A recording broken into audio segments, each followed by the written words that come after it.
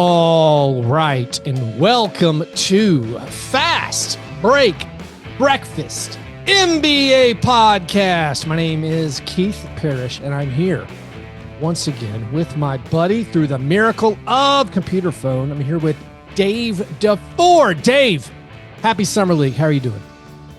Happy Summer League to you. I'm great. Thanks, man.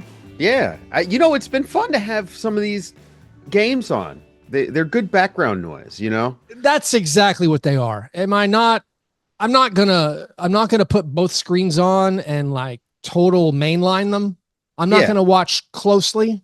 I'm not there. I can't tell you anything that's happened. I can't tell you anything either. Full admission. I've watched snippets here and there and 2 entire Grizzlies games. So That's amazing. Not shirk my responsibility as a Grizzlies podcaster, as a general NBA podcaster. I don't have anything to say about the Edgecombe. I haven't seen it. I saw Khalil Ware had a bunch of great highlights, and I'm like, why is he playing? Right. So, well, he needs to play. These guys need to play. It's important. It's an important step in their process. I'm with you. If you remember last Summer League, breakout NBA stars Scottie Pippen Jr. and Jake LaRavia both played. I've heard Jake LaRavia is the signing of the summer. I've heard some phone call for the Lakers. I've heard some wild things from national podcasters about Jake LaRavia, and I consider myself to be on the forefront of Jake LaRavia's support. I've seen some things where they're like, you know who people aren't talking about. You know who's way better than Dorian Finney-Smith? Jake LaRavia. And I'm like, what? It has been hilarious. Come again? I mean, I was upset the Grizzlies declined his 4th-year option. Yeah. Saying he's better than one of the 5 guys that JJ Redick put in a playoff game last year. I was like, if you catch him on the right moment. I love how often this show becomes my NBA media confessional where I get to admit all of the things that I find silly, but that's definitely the one. Like, come on, man. We don't have to do this. Part of me wonders, Dave, is like, would it not be better, perhaps? I mean, of course, life would be better. Maybe if none of us had social media, none of us had access to other opinions, and even but other people. Social media has basically done it. It's gotten me involved in basketball. Like, it was all social media that got me involved in doing this. So like, there's been all these positive. I would have never met you without social media. There's so many relationships I have through social media, but I also feel like when I podcast about basketball, so much of it feels like I'm responding to other things I'm hearing, which is there are whole podcasts that just talk about stuff that happens on other podcasts, man. Right. Like, there's a real weird, it's like, this very insular and inside baseball thing. It's kind of like there are times where on our show, we'll have like our beat writers, right? Right. And our guys are great. They're really good. It's never the, oh man, I had this crazy flight to get to, Summer League. It sucked. You know what I mean? They're always like happy to be there. Yeah. And that makes a big difference. But like, I do feel like and part of it is when you do this every single day, you can get bored with it. And you do sometimes want to talk about the food you ate at the arena or whatever. And that's all fine and good. But man, I try to skip that stuff as much as possible because it's a little bit too inside baseball. And it's like, what are we here for? We're here to make fun of bad trades. Yes. I'm here to recognize bad shooting performances and to make fun of trades I disagree with. I guess that's all. You're going to talk about the Utah Jazz now? You want to jump right in? Shocking moves. I want to save it. Cream of wheat tanking. A cream of wheat, worst of week coming up later. Everything the Utah Jazz do. Every explanation. Oh, speaking of the Utah Jazz, here's my one Summer League opinion about a non-Grizzlies player. Ace Bailey wears a big baggy t-shirt under his jersey. Who's the last good big baggy t-shirt guy? Something of like, he played well against the Grizzlies, but also, as my cat totally disrupts the camera, once again, little gift for you, who was YouTube the last viewers. Good big Who's the last good big baggy t-shirt guy? I don't even know.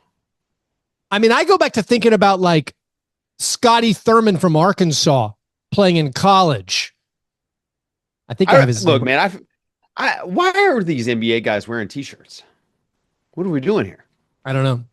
A baggy t-shirt. I don't know who's the best baggy t-shirt I player was ever. I like he played well in this one summer league game I watched from start to finish, but also I looked at like his something about his posture and uniform, and I'm like, feels like Skinny. a bust. Skinny. Or something. Was Jason Williams like white chocolate? Jason White Williams, chocolate. was he a t-shirt guy? He wore a t-shirt for a real long time. Yeah, Yeah, that's a good call. And I'm not talking about his Ho Depot shirt he wore in that one social media post. That's why social media is good. Before social media, these things just showed up on like Yahoo Ball Don't Lie or whatever. I wasn't there for that. Look at this funny picture of Dirk Nowitzki at a party, at like a sorority party. Anyways, on that note, Dave, let's do our breakfast. It's been a while. I had a smoothie. We're talking banana, plain yogurt, lots of ice, couple of carrots, some raspberries, some strawberries. Put it all together. Very nice. A little secret. I've also started just a splash, just a hint. We bought some like very sugary limeade for a. Is there any other kind? Well, there's probably no other kind. So we had this limeade for some party, like we had people over and just I'm not talking about. I'm talking about a splash, just a splash of the. I mean, yes, the lime flavor and a little sugar never hurt a smoothie, but yeah, it was we had this place in Richmond growing up called Bill's Barbecue. There you go. It was near the Diamond where the Richmond Braves, the AAA affiliate for the Atlanta Braves, played. And they had a famous limeade. It was like people would just go there, oh, I'm gonna get a limeade.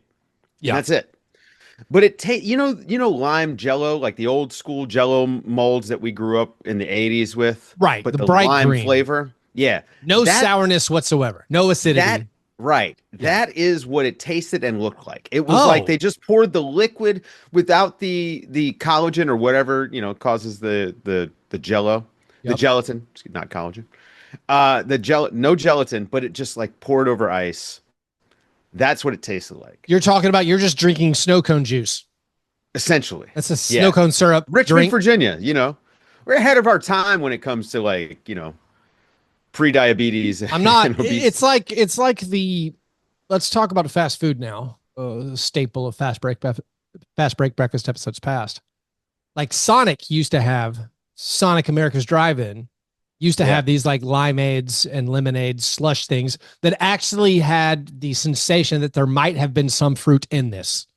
It was in fact sour chunks and acidic, and it had a little bit of pulp. I mean, it obviously was a sugary dessert drink akin to a milkshake slushy thing, but it wasn't just snow cone syrup. It wasn't just bright neon yellow thing where now that's all it is to me. They don't even fake, like you got to fake to me. I need some of that sourness in the drink. If we're just talking candy, I mean, give me a lime Mike and Ike, a lemon Mike and Ike. I need no acidic Totally bite. fine. Totally RFK. Keep your hands off Keith's candy. Yeah. Bring back those Russell Stover jelly beans. We're going to riot. Look, when we're using crushed ladybugs to put, red on candy, people are going to riot. It's natural. Sure. It means it's good for you. What's in that Spindrift? Oh, I'm drinking a fruit punch Spindrift. No, Island Punch. Yeah. I don't even know. What is it? Pomegranate, maybe? Passion fruit? Guava and orange? It's delicious. It is not it is not one of the 0-calorie ones, which lets me know maybe it's not the best for me. Like, it does have some sugar in it. Should I not drink 8 of them in a day or 10 of, I feel like I'm hydrating. Wait, that water has sugar in it? I mean, it has no added sugar, but it has enough fruit juice in there. I see. Where it's like 2 grams of sugar, which is it says it's nothing. I don't know, Keith. 2 grams of sugar. Yeah. Instead of, just water. And how much fruit am I supposed to have in a day delivered through a delicious sparkling water? Reach out, Spindrift. We need a sponsor. Dave, have you had, what's the last non-oatmeal breakfast you had? The last non-oatmeal. You know what? I went out the other day over the weekend. Had a fantastic blueberry waffle. I mean, this thing was like 50% blueberries. Really, really Sounds chock great. full of waffles. Delicious. Ate it with no syrup or anything. I mean, it was like almost like a cake, like a blueberry cake. It was delicious. So that There you was probably go. that's the last non-oatmeal. I eat oatmeal every day though. That's pretty good. Especially like now, I've got a bunch of travel coming up. You know, like Vegas is going to be a nightmare for me. Let me go complain about my cool job. Right. I mean, I'm gonna be Yeah, eating a lot of hotel parfaits. That's that's normally right. my Vegas go to. I'm gonna be trying to figure out where I get my oatmeal. Yeah. But I try to definitely lock in on the oatmeal before I'm not home. I'm just realizing I don't think on last week's episode on my return from my trip to Disneyland and San Diego. I mean, I had some amazing breakfasts. I probably should have at least Oh relayed. yeah, I bet. I mean, met up with power listener, longtime supporter Jeff Siegel. We had some churros in San Diego, also some beignets, same spot. I did the ordering, not him. I was like, just give us all your. They had this like this place had like appetizers of. We actually were looking for a walk in and out place because my family we were going to sightsee. We were headed towards you to sightsee. We're like, let's grab a quick breakfast, meet up with Jeff, and he recommended a place. It was all table seating, but it worked out perfectly. They had an open table, and the appetizer options were like beignets and churros. I'm like, yeah, we'll take one of each. And they're like, do you need anything else? I'm like, I don't think so. That sounds like a lot. And so, yeah, we powered through them. It was very, very good. Anyways, those were our breakfast. After our breakfast, we moved to our breakfast in bed. Apologies. This is my chance to make right what I might have gotten wrong in a previous episode. It's frequently the first time I talk about the NBA. We've mentioned Ace Bailey already. It's pretty good. Jake LaRavia, not bad. Dave, I guess I should apologize. Maybe we should both apologize to the Indiana Pacers. We made fun of them for finding a way to dodge the luxury tax by not keeping Miles Turner. Well, according to Kevin Pritchard, they were stunned. He walked away. They absolutely were going to pay the luxury tax if only this specific thing hadn't happened. So my apology. I'm sure they would have actually cracked open the checkbook for the first time in 20 years. We'll never know. We'll never know. It's the beauty of coming out after and saying, we were going to do this thing. Oh, and then we just couldn't. Was going to make an aggressive offer. Yeah. I mean, I don't think I've talked about it on the show. Maybe on a Patreon only episode. Tried to buy a house. I was stunned when they didn't take my offer. Because, I thought they were going to negotiate. I said, well, here's a number. Right. Talk to me. And I think Kevin Pritchard said, hey, Miles Turner, here's a number. Talk to me. Then what do you mean someone offered more? What do you mean I didn't meet your asking price? What do you mean I came in not where you were hoping? I was stunned. Kevin Pritchard was stunned. I'm sure they would have paid. I have no problem with it, by the way. I have no problem with letting Miles Turner walk. Okay. Especially in this scenario. This is the only scenario in which it makes any sense. I just don't. I think that with Halliburton out for a year, you look at just Miles Turner is going to be 30, by the time like they're looking to compete again, which is after a year maybe. And that's if Halliburton comes back and is Halliburton right away, which most guys aren't coming back from an Achilles. So I think like it's the smart. I understand like there's backlash, but it's kind of the smarter move and it doesn't hamstring them long term. I recognize that it could be the smarter move. Yeah. Like, part of me, it bothers me because I'm like, you let him go for nothing. And you generally shouldn't let an asset walk for nothing. It helps. It might long-term hurt the Bucks. Maybe you could argue it short-term. It helps the Bucks. If it keeps you honest, that probably helps the Bucks. So I don't love it, but I do understand that, hey, paying centers, unless they're Jokic, maybe not the best thing to do with your resources. You absolutely can perhaps recreate in the aggregate Miles Turner with some combination of Tony Bradley, Thomas Bryant, Jay Huff, James Wiseman, and Isaiah Jackson. I think. Is that 5 guys? So maybe you can recreate somewhat in the aggregate. And then you do have maybe more options to figure out the rest of your roster once Halliburton returns in the 26-27 season. So, all right. Maybe it won't hurt them too bad. Maybe. Although maybe they could have still competed, even without Halliburton. That's the thing is you have Andrew Hard and TJ McConnell. Oh, I was just mentioning the point guards. Yeah. Obviously you have Siakam. Like you have a number one. Aaron Neesmith's been really good. You'll give there'll be more opportunity for Benedict Mathurin to find his role, to continue developing his role. The East stinks out loud. You absolutely could be quite good. There could have been a situation. I can imagine another situation where game 7 of the finals next year. And they're like, Halbert, you want to play? You haven't played, Oh my God. You want to give it a go? Now, Dave, let's jump past steak and eggs best thing to the cream of wheat worst thing. This is,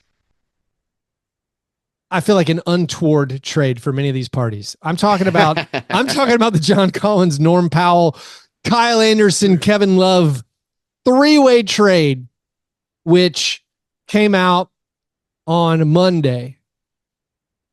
I don't love any team's involvement in this, except for the Heat, of course. For the Heat, this is easy. This is an absolute home run. This is an incredible trade.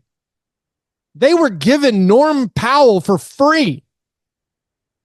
This is a team, this Heat team, they looked dead and buried, like they'd backed themselves into a corner.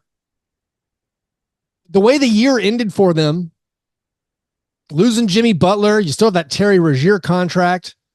Andrew Wiggins seemed more disinterested than normal. They got humiliated in the playoffs. They missed out on their lottery pick because they made the playoffs to have that historic 4-game sweep to the Cavaliers. But all of a sudden, Duncan Robinson's like, I'm good. You don't need to pay me. And they're like, oh, that's amazing. Great. Thank you. How do we compliment you? Thank you, Detroit Pistons, for helping us out of that one. And then they didn't have to include the Terry Rozier. They can still use that theoretically for matching salary down the line. They gave up Kevin Love, maybe going to get bought out in Utah. I don't know. Kyle Anderson, whom I love. Dave, Kyle Anderson, whom I adore. Probably a negative contract. He's got 2 years, $18 million left. No one wants to have him on the books for $9 million the season after this one. Right. They got off of that, and they got a guy who was in the conversation for an all-star spot in the Western Conference. Norm Powell, 20-point per game scorer. He made 3 threes per game last year. He's one of the best 3-point shooters in the NBA. They got him for free for matching salary. This is they can't keep getting away with this. I'm stunned. Do you think the Heat were confused when they were like, wait, what? Yeah. What? How did I get this? Did something happen to him? I mean, he's up for a contract, right? So every player is up for a contract in like 2 years. Yeah. From what I've heard, Clippers wanted to get bigger. We got to match up with the Rockets, man. Well, they're also thinking about the Nuggets. Aaron Gordon was a real problem in that. I mean, that putback dunk is probably the biggest highlight, right? But Aaron Gordon dominated the Clippers in that series, and they feel like John Collins is a guy who could do that. I wonder how are they going to get through the couple of months that Kawhi is going to miss? You know what I mean? Like when they need a big three, who's the guy that's going to hit it? That's who Norm Powell's been for them. And they just have no shooting now. No shooting. That's a much bigger deal than Aaron Gordon. Also, can we go back to the point where you relayed that they might think that John Collins is going to help them stop Aaron Gordon? Listen, working the glass, I guess. John Collins' stats have been really good on Utah. Yeah. I actually got into this because I was curious about him as a potential option for the Grizzlies once. There's a weird split where his shooting numbers skyrocket once the games don't matter. Like first half of the year, kind of bad. And then you're like, oh, he's working his way back from a hand thing. He's working his way back from a wrist thing. And then it's like, or this man loves garbage time stats. He loves shooting 39% from 3 in games that don't mean a lick. So I don't know. I mean, maybe he will help out. I don't I don't hate it from the Jazz side. Okay, you dumped John Collins for a future second round pick, and you created this huge trade exception. I mean, I do hate it in an idealized world. Of course, we don't live in an idealized world. You know why I hate it, Dave. The entire concept that you can get rid of good players for, hey, now we can accrue bad contracts for the next year and pick up future assets. And the fact that this is somehow socially acceptable, that this is lauded, that this is a accepted way to build a contender, it's still crazy to me. I still feel insane when I hear people getting like the fact that fans are like, oh, great. That's awesome. Love it. John Collins was going to be on our next contender. It's like, you're never going to. I mean, it gives them free time, right? Like you don't have to watch time. I don't have to watch the Utah Jazz this year. Thank you, Danny Ainge. That the Utah Jazz are going to be a team that I just skip not tanking. I will not need to watch them at all. I'll catch them when they play other teams here and there, but I'll probably just flip it off unless one of these young guys pops. They basically are a non-entity. Are they even going to play Lauri Markkanen? You know, like how are they going to keep messing with that guy's career? I mean, they need him to bounce back so they can trade him. You got to play. I don't know. The Jazz getting, I mean, they got nothing. They had less than nothing. They got negative assets. They had to give away a second round pick. Colin Sexton and John Collins, they got nothing. But, now we have cap space. We can stink. And it's socially acceptable to stink. And we're going to lose a bunch of games and maybe pull off some trades where we get some good stuff. But I'm also confused about this. Like, I know having cap space can help you out a lot, but I feel like we saw the Nets bungle this entire offseason.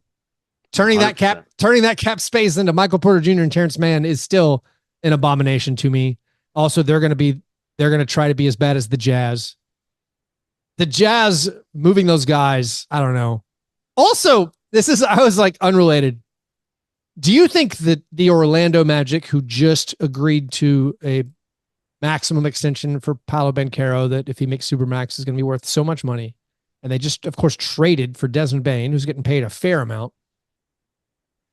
Is there any regret from the Magic that they traded 4 first-round picks to pay Desmond Bane $200 million when they could have just traded Cole Anthony for Norm Powell?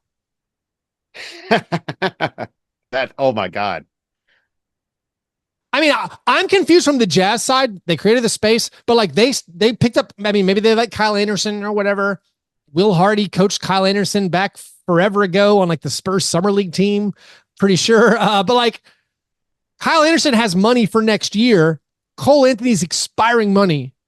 It's legal. Cole Anthony's enough matching salary to bring in Norm Powell. If you're the Magic, could you trade Desmond Bane for 4 first-round picks and Norm Powell? I don't think you could. I don't think you can go back the other way. I mean, if you're the Magic, would you rather have Colin Sexton and a second-round pick, or Desmond Bane and 4 first-round? Like you spent 4 first-round picks. I think the Magic are going to be one of the best teams in the East.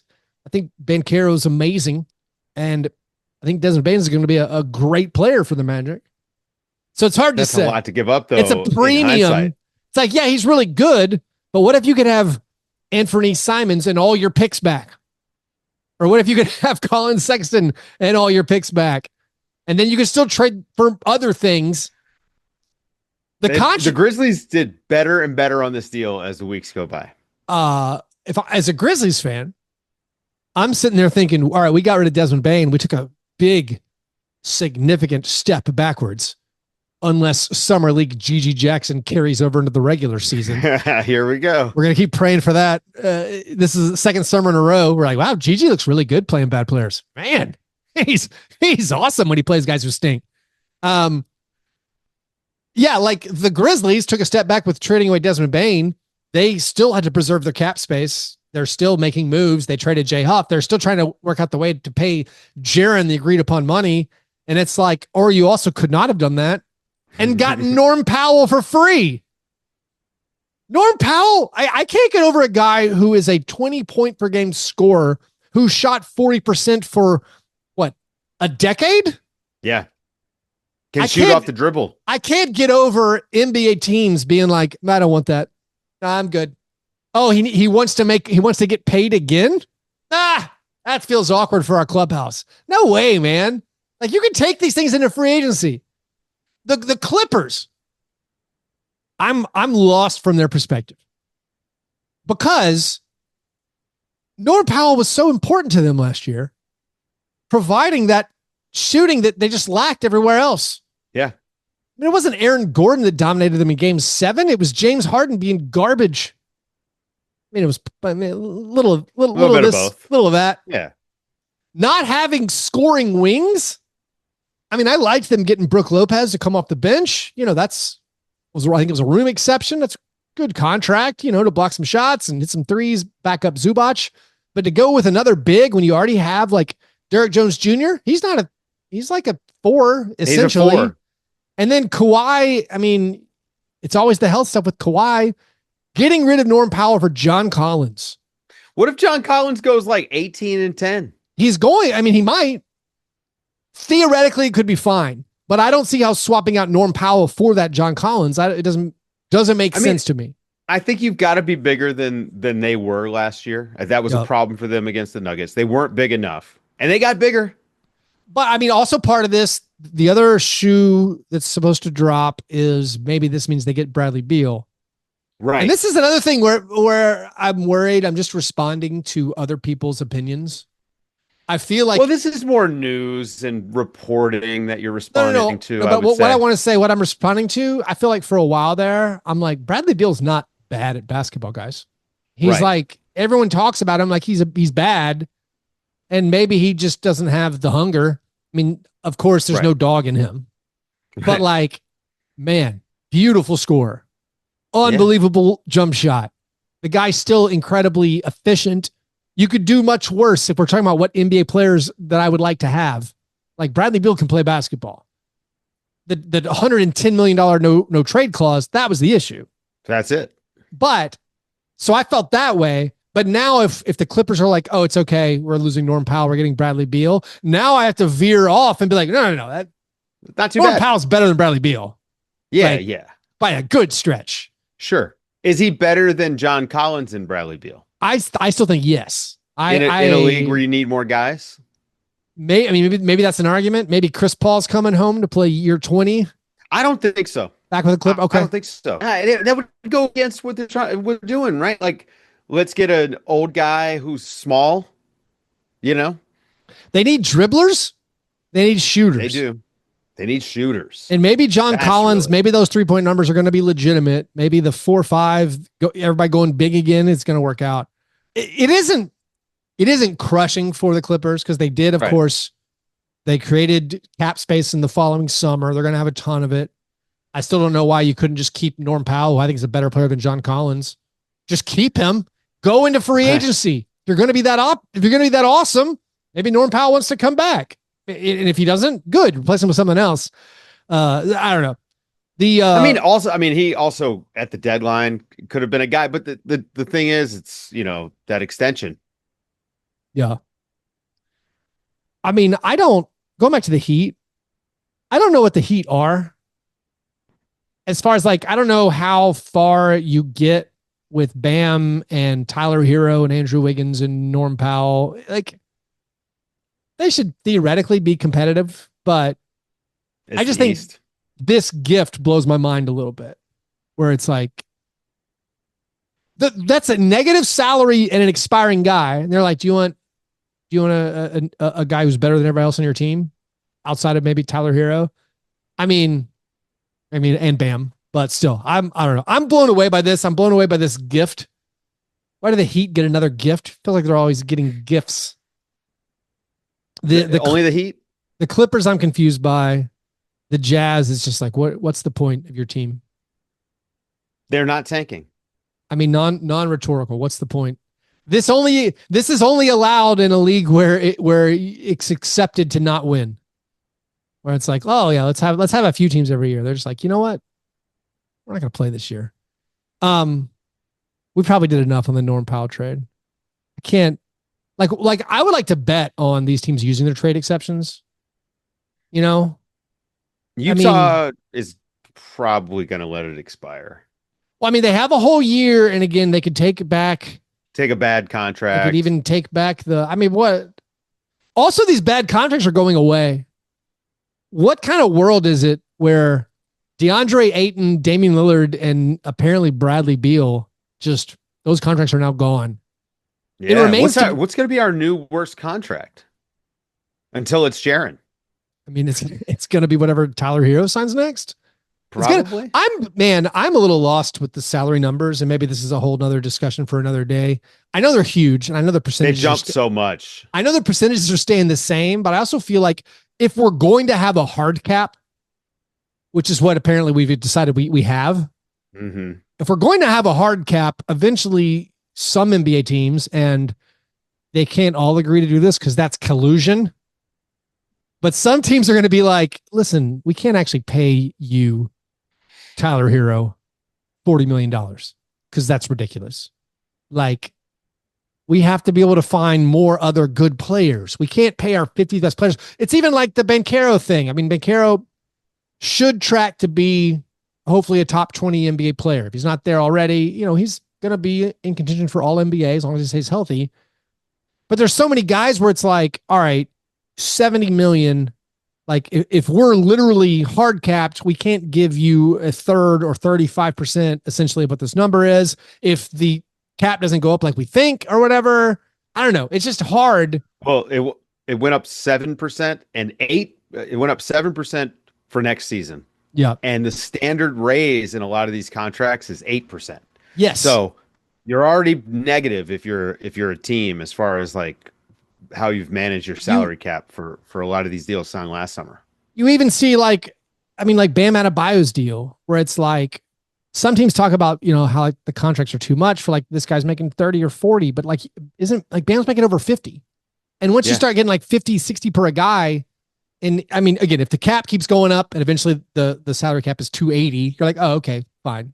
We're now Devin Booker's making, less than a fourth of the luxury tax line.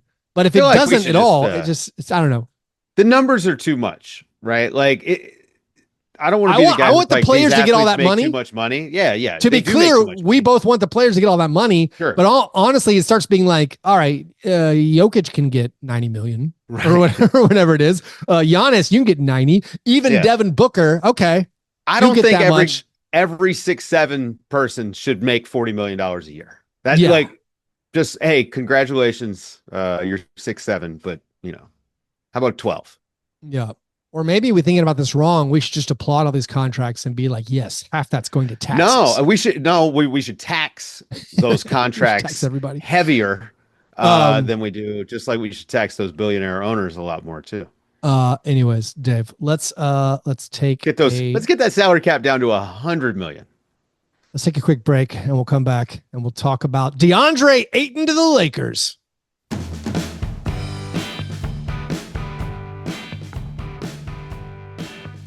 Oh, Dave, I teased Deandre Ayton to the Lakers, but going back to the Bradley Beal thing, the thing we don't know yet is whether or not the Suns are going to wave and stretch. At least as far as I can tell, that isn't out there. I am on board with what the Suns have done this summer. If they do a buyout that's not a wave and stretch, if they literally eat the contract, I'm like, you know what? I think you're going to be all right. I don't think it's a better move. Yeah, I don't think you're going to be great, but I don't think it's as bad as some people think. Here I go responding to other people's opinions again. I don't think they're a shoo-in for the bottom of the West if they have a healthy Devin Booker. I mean, if they get something from Mark Williams and Malawach, they get something there. The rest of the roster, unless they go full teardown, which they could still, I still assume they're going to salary dump a Royce O'Neal or a Grayson Allen or something like that. But I think they could be all right with Jalen Green and Dylan Brooks and Devin Booker and just some guys. That's, to me, like that's a squad. That's honestly, them and the Heat might have a very competitive 7-game series, even if the Heat did get a free gift to Norm Powell. So I don't think it's catastrophic. And again, as a Grizzlies fan, I want it to be catastrophic because of that pick swap the Grizzlies got in the Desmond Bane deal. So I don't think it's catastrophic And the cap will go up again. But then if they stretch Beal, which will save them it'll save Matt Ishbia so much money.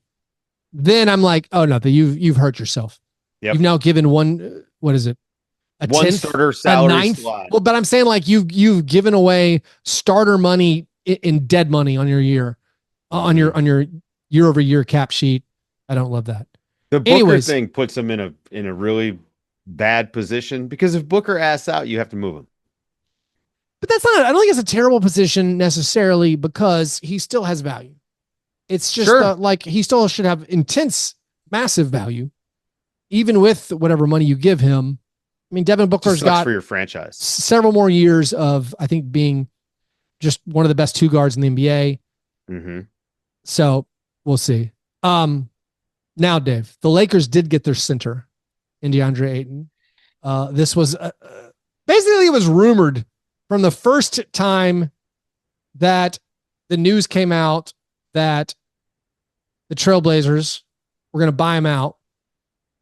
They were like, let's connect the agents. His agent is Luka Doncic's agent. The Lakers have a glaring, gaping, clawing hole at center. And Ayton would make sense there. But now that has happened. The cat is attacking my camera once again. I love the Ayton signing for them. I love it for Ayton. If he wants to play hard, this guy is extremely talented. It's not about skills. It's not, it's a style of play. That's a problem, right? He loves to get into like a jump hook kind of fading away instead of dunking when he ought to sometimes. And not that it's just so easy to dunk all the time, but sometimes you got to do it. But it's the showing up with sort of the right, like aggressive mentality. I think actually this is going to be a good thing for everybody. He gets to play with Luka, and I think Luka is going to make his life very easy. Theoretically, he gets to be around LeBron, and I mean that's never a bad thing. I don't think, in my opinion, when you get to see a guy who's got the career longevity and obviously is taking it pretty seriously. I don't know. I mean, I think it's good. I think we're gonna see maybe him expand his game some. I think with the Lakers, like JJ Redick being just a fresher coaching voice. It might open things up. I don't know. We'll see. I'm optimistic about it. I am also, I think, reasonably optimistic about it. I think as far as landing spots for Ayton, I mean, it's ideal.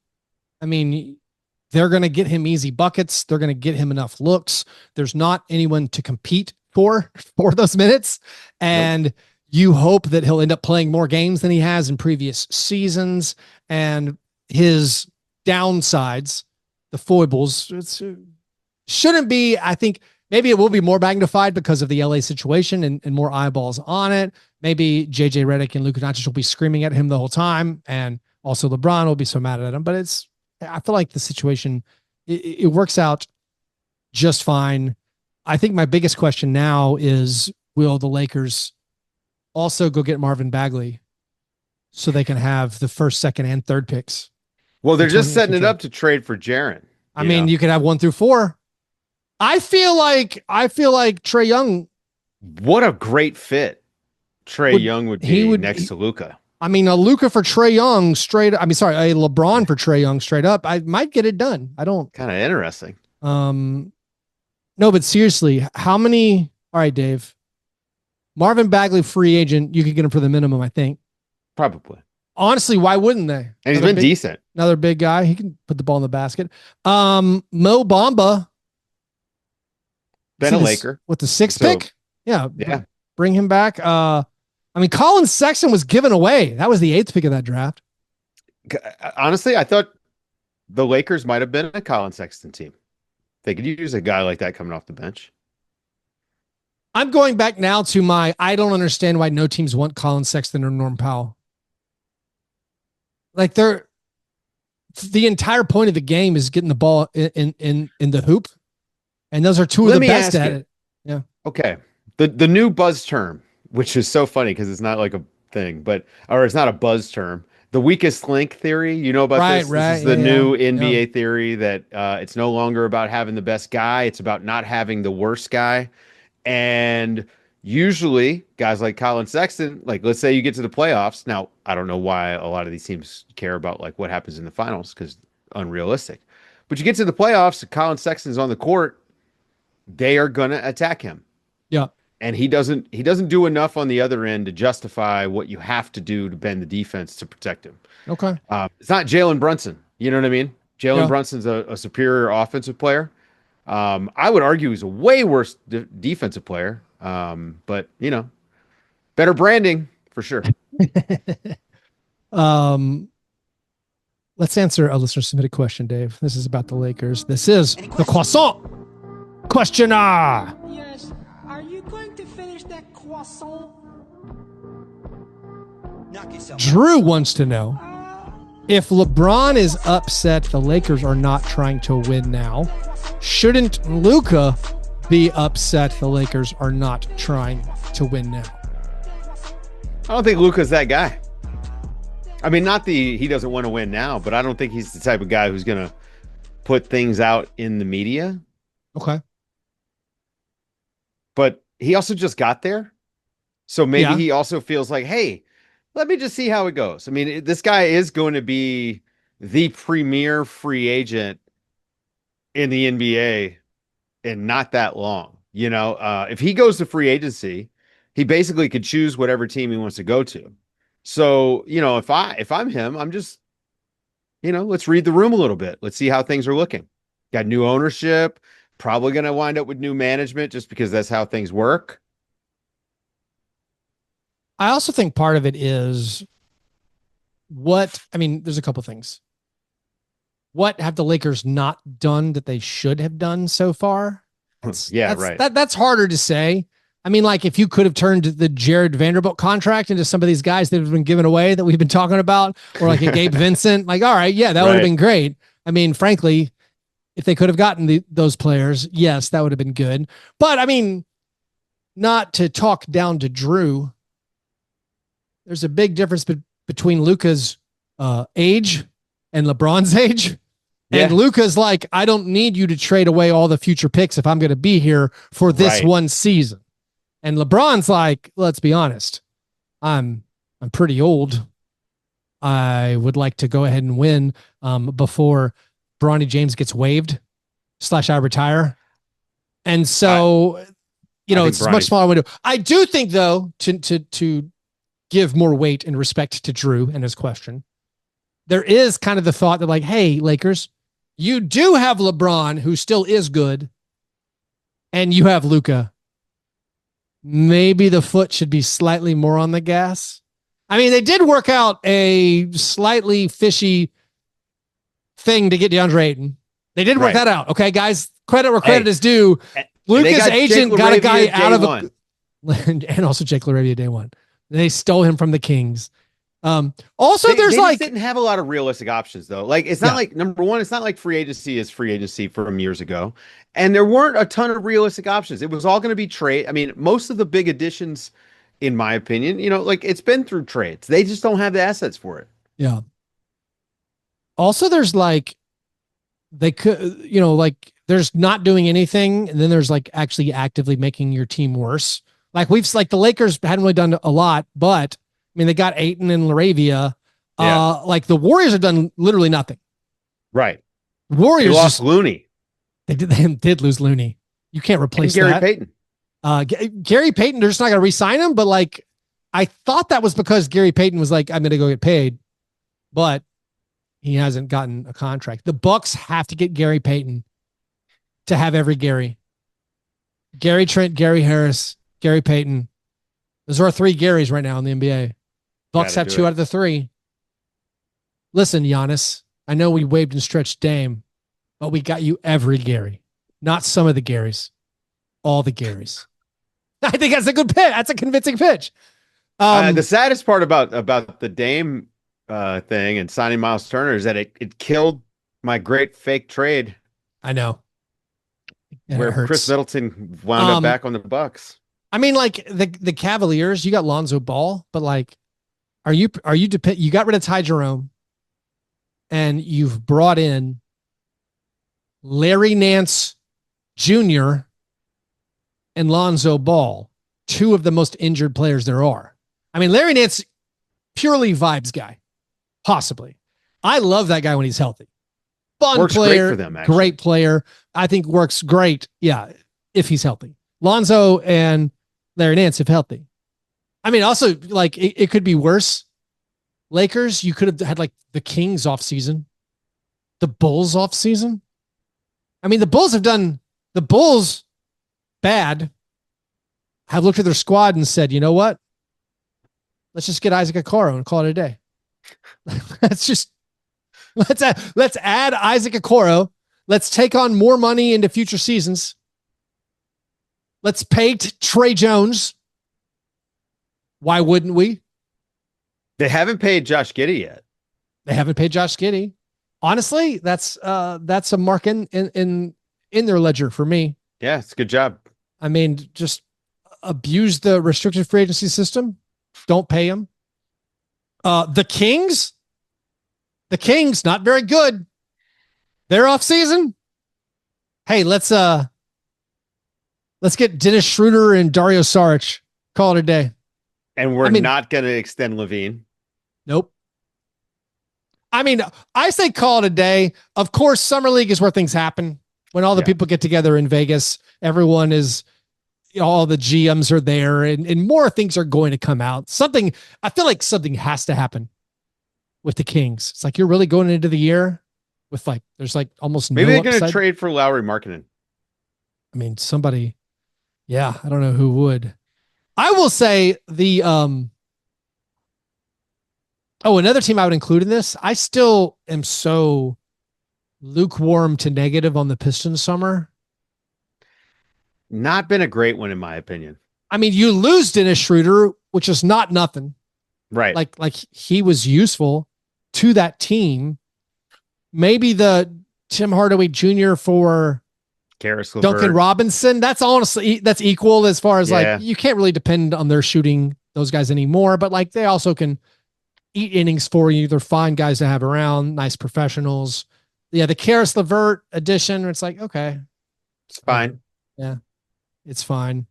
The Raptors just paying Jakob Poeltl. Have you looked at how much money their starting lineup makes? Mistakes were made. You were talking about Tyler Hero making 40.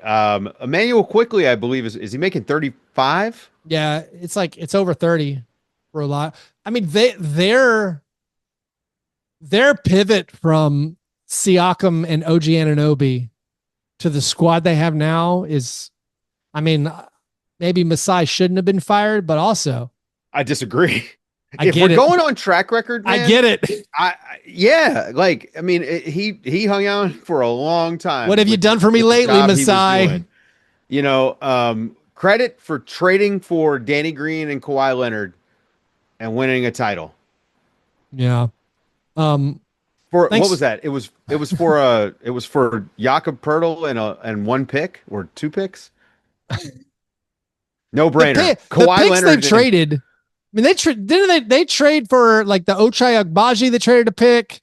They got Kelly Olynyk in that. I don't know. I can't. Anyways, thanks for the question, Drew. Very good question. Oh, here's another real quick question. Bobby Payton wants to know, now that end of the quarter heaves don't count for player stats, will Jokic be top 5 in 3-point percentage? Wasn't Jokic top 5 last year? I think so. What? How close was he? I got to look that up now. Yeah, Jokic lost a significant number of his 3-point shooting percentage because he took like 20 heaves last year. And I think he only made 1 or 2. Yeah, it's a great question. I'm just going to say yes. I'm looking it up right now. Leaders. Somebody made a super cut on YouTube of all of Jokic's heaves from last season. So if you guys want some summer watching. The baseball throwing is just I don't know. It's so like the flat-footed. Oh, Jokic finished 18th. Oh, he trailed off. Oh, he finished behind Norman Powell, who was available for free. Man, Norm would have been good in Denver. Man. let's see, all these players. 3-point shooting isn't what it used to be, Dave. The 3-point revolution, is it over? You got Taurean Prince was third. No market for him. Ty Jerome was fourth. He got let go. Vit Krejci for Atlanta, fifth. Okay, hardly enough to qualify. Luke Kennard was ninth, although he signed a new deal. I like the bit though. The shooting is the shooting. Alec Burks 14th. Bryce Sensabaugh. Hey, he's a bucket. We've always liked Bryce Sensabaugh, Dave. That's right. Right. Bryce is going to go off at Summer League again this year. This guy Malik Beasley was 19th. There's no interest in him. Never heard of him. Yeah. Would you take a bet on him if you were a team? Oh man. Good job, Dave. All right. Thanks everybody for the questions. If you want your questions submitted on air, gotta be a Patreon supporter. Do that over at patreon.com/fastbreak breakfast. And with that, Dave, I think we can wrap it up. No awards ceremony this week. I haven't gone through line by line and tabulated the Summer League performances. There's no way to search for them otherwise. So apologies there. I've done it in previous years, but it wasn't in the cards for me this year. So thanks everybody for listening. Again, you want to support the show, get bonus content, do that at patreon.com/fastbreak breakfast. You guys are the best. And remember, breakfast is the most important thing.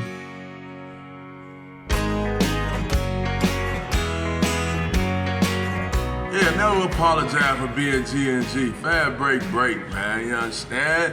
I will remember.